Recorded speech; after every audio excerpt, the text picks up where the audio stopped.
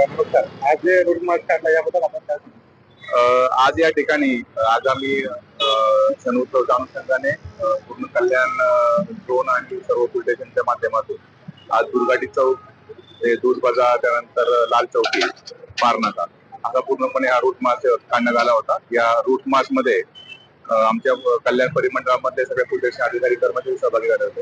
जवळजवळ 120 कर्मचारी अधिकारी या टोटल रूट मार्च मध्ये सहभागी झाले होते. त्याचप्रमाणे पोलीस स्टेशनचे व्हेकल्स असतील, पीटर मोबाईल्स असतील, त्यानंतर सीआरएम मोबाईल असतील आणि त्यानंतर वज्र व्हेकल अशा सर्व याच्यामध्ये हा रूट मार्च या ठिकाणी आता काढलेला होता.